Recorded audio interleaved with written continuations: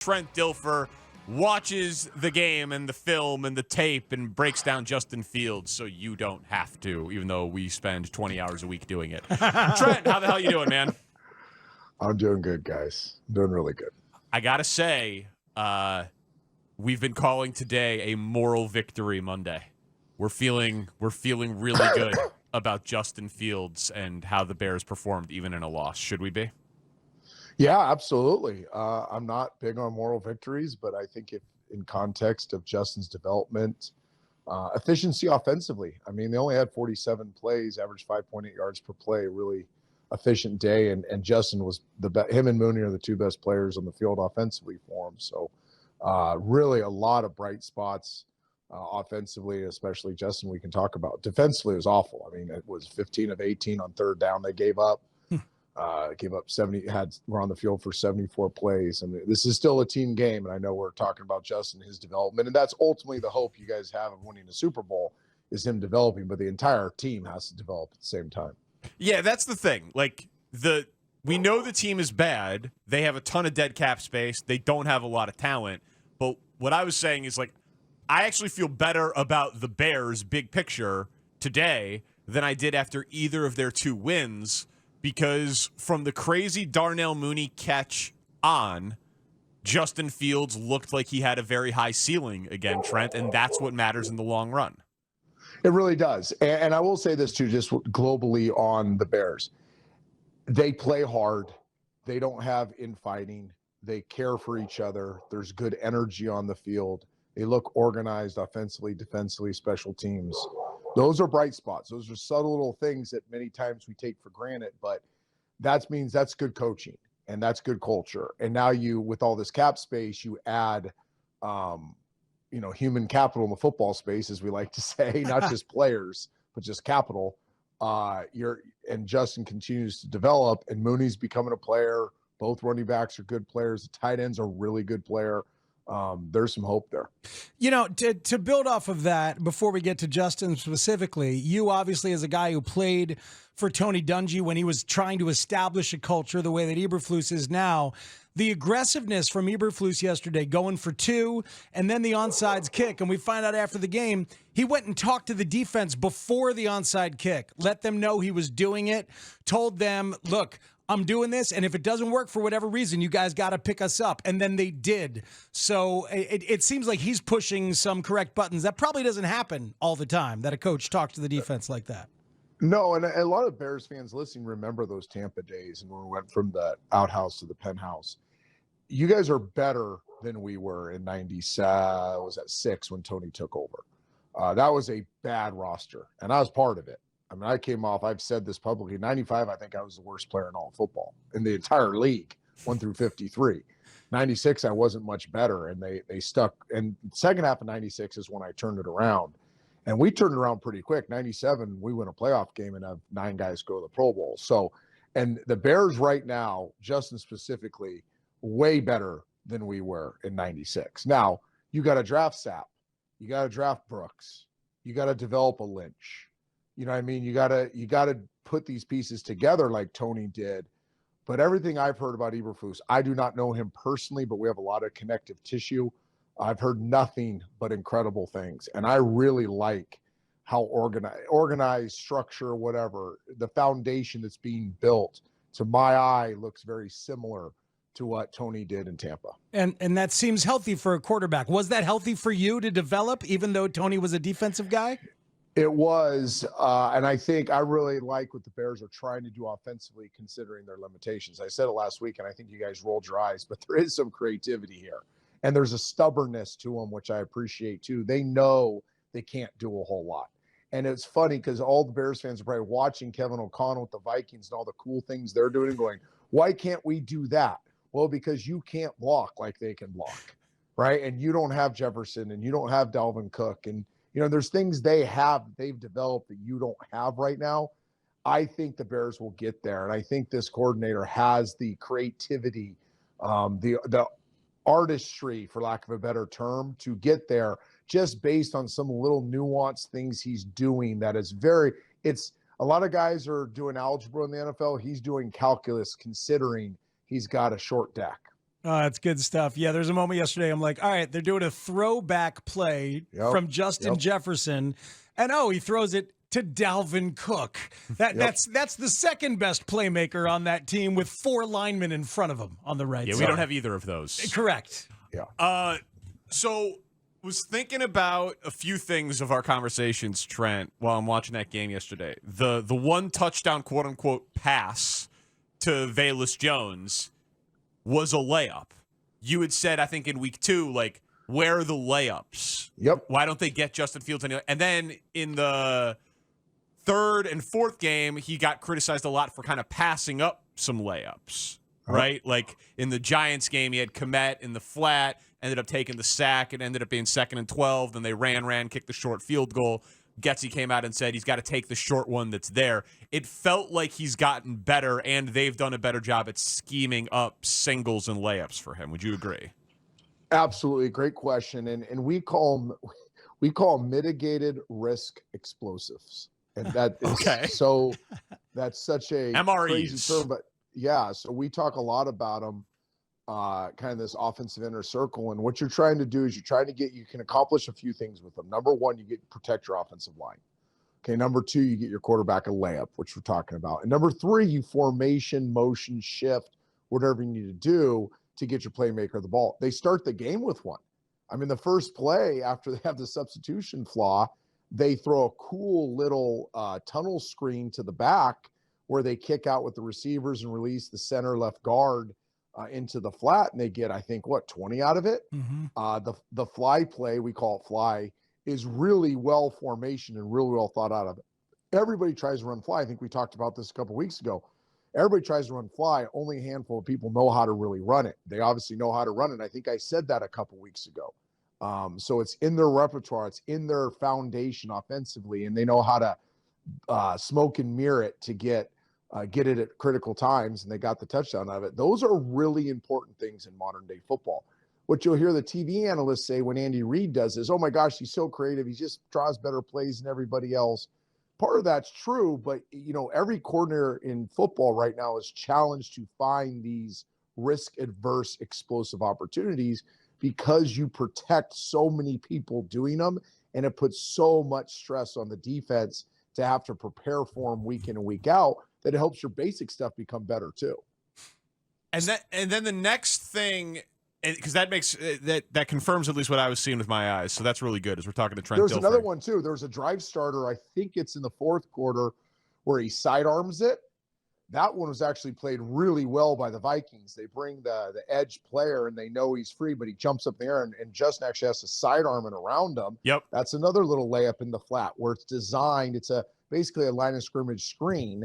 And you're getting the ball to a playmaker in the flat with 2 blockers blocking man over. So those things, they seem simple, but they're really hard, especially the NFL. They're not hard at the lower levels, but they're really hard in the NFL to predict the defensive structures you're getting and how to fit them up is the term you'll hear football people say is how do you fit these things up? Because if you're wrong, they're disastrous plays. And I'll give you a great example. The fake pitch where Mark Schlereth gets on, what are they trying to do there?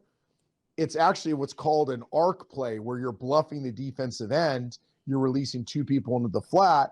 You're trying to get that defensive end to go flat down the line of scrimmage. You fake toss left, go back right. And in practice, I'm sure they saw that defensive end comes flat. And the game, he comes up the field and it's a 10-yard loss. And you look like an idiot. So some of these plays have, they aren't actually as risk adverse as you would like, but they have the potential to be super explosive plays. And if you watch the replay, if that end does come flat and they get the ball, I think it was Montgomery on the pitch, they have 2 lead. They're 2 for 2 on the edge, and everybody else is on the left side of the football field. That's going to go for 20 to 40 yards.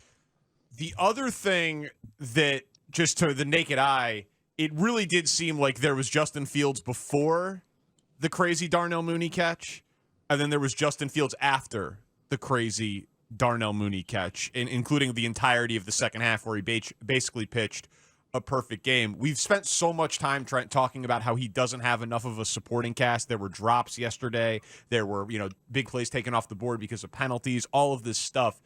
Is that a real thing? Like, a guy makes a play for you and then you settle down and find confidence, a rhythm, momentum, whatever you would call it? Because it seemed like he just needed one thing to happen and then he locked in. No doubt. We've kind of created this culture where we think all quarterbacks are perfect and they're just robots and, they do their job exactly the way they're supposed to be taught. We're still emotional, right? We still go with the ebb and flows of a game. Unfortunately, sometimes too much. But yeah, when a guy makes a big play for you, when there's energy in the offense, it breathes an extra piece of confidence to the guy running the show, the quarterback. So I think those are real things. I think Justin's doing a really good job shortening his funks. There was the second series of the first half. He makes a terrible throw. It's really the only bad throw behind an outbreaking route in the left flat. But he bounces back pretty quickly. He takes the bad sack late in the 2-minute drill, and the next play he makes an incredible step back, like guys on his feet, step back, finds his check down, and Montgomery goes for 20 to get the first down. Like, he's really doing a nice job of not compounding mistakes since the first game, right? That first game, and yes, there was some other stuff going on there, but it just seemed like things snowballed in a negative way. He's getting out of these little funks rather quickly, which all great quarterbacks do. So what did you see in terms of his comfort level in the pocket? That's the bucket we've talked so much about. Yeah. Want to talk about the scrambling and everything like that. He's obviously incredibly special doing that. But what did you see in the pocket? There were some plays to commit straight up down the seam that he hit in rhythm, some things like that. What did you see? Yep. Very, very good. And two of those scrambles, the 4th down scramble and the first 3rd and 5 scramble, that actually fits into the same pocket bucket because he drops back as a passer. He's not looking to throw the ball. And instead of going wide right, wide left, like a lot of great athletes does, he does an immediate vertical climb, and that's what allows him to get those first downs. So they fit into that same pocket bucket. Right? He's working the pocket. He just works it vertically into a running posture and uses his horsepower to get the first downs. I thought it was really good. I thought the best one, I agree, the ones that Clement, he had 2 blitz beaters where they blitz him, heavy blitzes, and his eyes go perfect right to the inside slant. He feels the pressure. He gets it out. I mean, their location of the balls on these two. I wrote this down in my notes. Like, if he throws that ball, the one going right to left on your TV too high, that safety triggers on it. He probably knocks it out, but he throws it right into Clement's body. So when he gets hit, the ball's secured. So not only were his eyes right, his timing was right, but his location was right on those throws. But the one that I thought was the best was, and I think it's second quarter, might be first quarter. He's doing something. The TV copy doesn't show what he's looking at down the middle, but then he gets out to the right on the deep out cut to the right and just rips it beautifully on the face mask to the receiver, toe touch out of bounds for about 15, 20 yards. That really showed some nice poise in the pocket because it took a while. His eye progression is really good.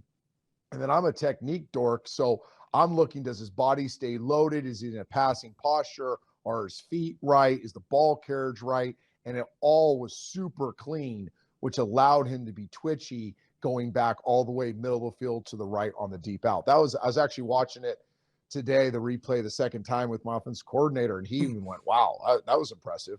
And, just another guy sitting in the room as we're scripting plays watching the Bears, and he's like, wow, that was really impressive because he hears me talk about these things all the time, like what's next level development for quarterbacks. And we always talk about when it's all matched up. It's that analogy I gave yesterday, as if a shoelace was attached from your eyelid to your shoelaces, and wherever your feet, where your eyes went, that's a big indicator if a quarterback is looking at the right things and matched up, and Justin was particularly on that play. Such good stuff from Trent Dilfer on Justin Fields in the pocket. And as you say, of course, sometimes when he's scrambling, it's part of that pocket bucket. It's not like our buckets are merging, Danny. Buckets are merging. Trent, he seemed so in control in the second half, and he was asked about that. Want to play a little bit of Justin in postgame about the rhythm that he says he did find. It's just trying to stay calm. I think when I first got here, you see big guys flying around, D linemen going fast. Like, you just think you have to speed everything up. But I'm just starting to figure out, you just got to play within your own rhythm and, the way you know how to play and just staying calm in the pocket. So play in his own rhythm. It felt like, you know how it looks when a quarterback has a game on a string, like he's the one in charge? Felt that way with Justin in the second half in terms of the pocket presence. I totally agree. I thought it was phenomenal. Not just good. Like this is how I articulated it. He looked and felt like the best player on the field. And isn't that what you're really looking for? Like when you combine the crazy touchdown run that gets called back and his fourth down conversion scrambling and his extending a play that's broken down and the big throws he makes and you're like, wow, this is like, I remember watching Aaron Rodgers in his second year and going, okay, that guy's going to be the best player on the field here pretty soon. And that's kind of how it felt if he can maintain this be quick but not in a hurry mentality, which is the hardest thing to do when you're not being well protected. It's not hard to do. Like Baltimore, that wasn't hard for me. I had Jonathan Ogden. I had Harry Swain. I mean, it was not hard to sit back there and be like, oh, I'm chilling. Give the ball to Jamal Lewis. Yeah, we're going to hand it off 30 times. I'm going to have 3 seconds to throw. This isn't going to be that hard. But back in 96, 97, 98, when we're scrapping together on the offensive line and, you're playing Reggie White and it might be a second and a half before you get hit, it's really hard to play with your own rhythm. And it takes a conscious effort. It takes a mentality of I'm a big badass dude sitting back here. And just because they get home doesn't mean they're going to tackle me. And that's what it felt Justin had. He had that Ben Roethlisberger physical confidence that was like, you know what? I don't even care if they rush. I don't care if we get beat. I'm going to go through my process. And if I have to go do something with my feet, I'm going to go do something with my feet. But I'm not going to let it hijack my ability to run the show. How does it happen, though? Like, it doesn't make sense. Like, road game, loud environment, good edge rushers, down 21-3. Like, on paper, that should be a blowout in a terrible spot. And, there were games against the Texans and the Giants where he didn't look nearly that comfortable. Like, how do we explain this? Well, I'll go back to why I said when we're talking about buckets, his stuff bucket. I was so bullish on Justin coming out. And I remember the pre-draft chatter. And I remember talking to all the people that want to nitpick the long delivery or the Ohio State this or, the offense he ran. And I'm like, I get all that. And by the way, I don't disagree with what the people are saying. There were flaws that had to be corrected. I'm going to back when I knew the kid at 17 years old and he's a counselor for me at Elite 11 and getting to know him and Quincy together and how he works and what his process and preparation is like. This kid was built for this. Like his mentality is built for this. He is not going to crumble under the pressure. He's only going to keep getting better. And that's kind of, I think what you're seeing is I do think we're going to see, and I think I said this the first week, he's probably going to have 4 to 5 stinkers. Let's say he's had 2, right? He's going to have 4 to 5 wow games. I think yesterday was a wow game. And the other ones are going to be kind of middling. That's a second-year quarterback on the right track with an average to below average team. I think you stay focused on the wow games, you forgive the stinkers, and you hope that some of the middling games are a little bit better than Trent says, a little bit better than middling. They're almost wows. They're like, oh, if you just would have done that or that, that would have been a wow game. I think that's what you're going to see from him. Now, it may not show up in the stat sheet. That's the problem, is too many people are going to look at the stat sheet and go, oh, 58%, 212 yards, touchdown, interception, whatever. And they're going to go, oh, that's just kind of average. But when you watch it, and like you guys said, you felt it yesterday. You could feel the, holy crap, if he continues to do this, he's going to be the best player on the field. I really think we're looking at a great player in the near future. Oh, God, I've wanted it my entire life watching sports. Don't tease us, Trent. I just want the Bears to have a quarterback for 10 years. It would be so great. What kind of camp counselor was he? Awesome. First in, helping the kids. He's unbelievable. He was, is he still a vegetarian? I haven't asked him. He was vegan. Vegan. Yeah, he was transitioning to being a vegan at the time. I remember we went to like a Subway or something, grabbed sandwiches, me, him, Trey Lance, somebody else. And he was trying to find a lettuce wrap thing. I mean, he's just an awesome kid. He wants to learn. He's always asking the right people the right questions. He doesn't have a big ego. He's very confident, like very, very confident in the right way, but he doesn't treat people like they're less than him. Listen. I've said it. My chief of staff, who's also the chief, the guy that is the main scout for all Elite 11, of all the guys we've had, and Joey's evaluated over 700 quarterbacks for 12 straight years. So somebody smarter than me can do the math. Justin is his number one all-time favorite and says, I will put my life that Justin Fields will be successful. Wow. And just to remind some people, some of the names that have come through. Everyone. I mean, just if they're playing in the NFL, they came through. So we've had pretty much every single one outside the old farts. But, you know, Trevor just recently, Kyler, Trevor, Tua, keep going. What are the first round? Carson Wentz, Burrow, you name them. Hurts. Like, Hurts, all the young guys have been through. All of them have been counselors and or have been Elite 11 participants and or counselors. Trey, and go on and on. He's by far Joey's favorite, and he's in my top 3. Wow. Okay. Trent, great stuff, man. And we heard that you're willing to come on Friday after Bears Commanders. Yep. We very much appreciate the flexibility with the Thursday night game. Thank you, sir. Fired up, guys. See ya. Thank you. Damn. That is Trent Dilfer. Woo!